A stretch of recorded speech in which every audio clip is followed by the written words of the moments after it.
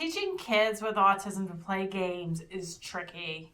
And in 2008, I met a behavior analyst who changed my whole view on how to teach games. So today I want to talk about Steve Ward and his book on this important topic.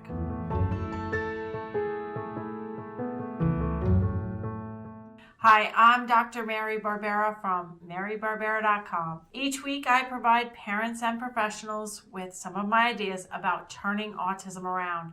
So if you haven't subscribed to my YouTube channel, I'd love it if you do that now. A few months ago, I also started a weekly Turn Autism Around podcast, and one guest is Steve Ward. He's featured in episode number 22, so to check out that particular podcast, it would be marybarbera.com/22. So years ago, I met Steve Ward at a book signing. I was signing my book, The Verbal Behavior Approach, and he was signing his new book, What You Need to Know About Motivation and Teaching Games. So I wrote a written blog, but now since I've interviewed Steve for my podcast, we talked about other things about the book that I wanted to hop back on here and do a video blog about Steve's book and Steve's work, because it really did change the way I teach games, and I've recommended this book more times than I can count.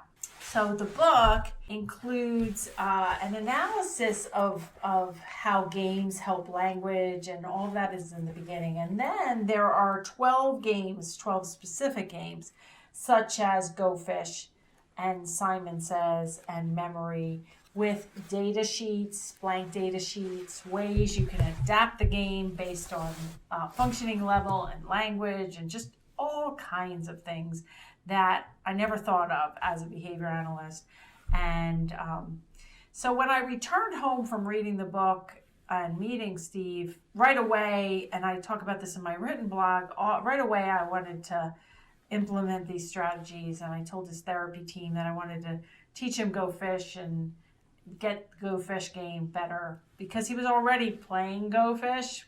But when I really sat down and used the data sheets in Steve's book, I was able to see, and the behavior analyst that was working directly with Lucas was able to see, that we really didn't have him playing Go Fish very well at all, that it was very prompt dependent and it wasn't really looking good. So we did use Steve's techniques to improve that game as well as other games. I was able to count errors and prompts, and we were able to then make some changes to the game that we didn't think of prior to reading the book and meeting Steve. So the other thing that came up, in addition to these kind of card games and board games, those sorts of games, he also outlined some games such as Hot or Colder and Red Light, Green Light, and he adapts them. Like red light, green light becomes stop and go, which are really functional. So like the stop and go game, which is basically red light, green light.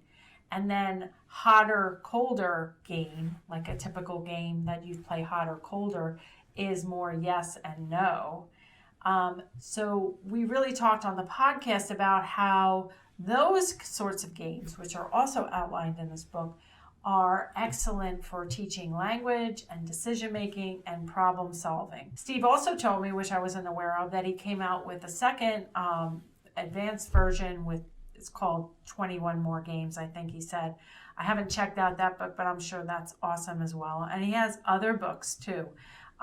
Steve has been in the ABA field for over 2 decades and is really quite an accomplished professional who really knows his stuff. So I highly recommend this book by Steve Ward, What You Need to Know About Motivation and Teaching Games, and as well as looking at his other books through his website, wholechildconsulting.com. So I hope you like this.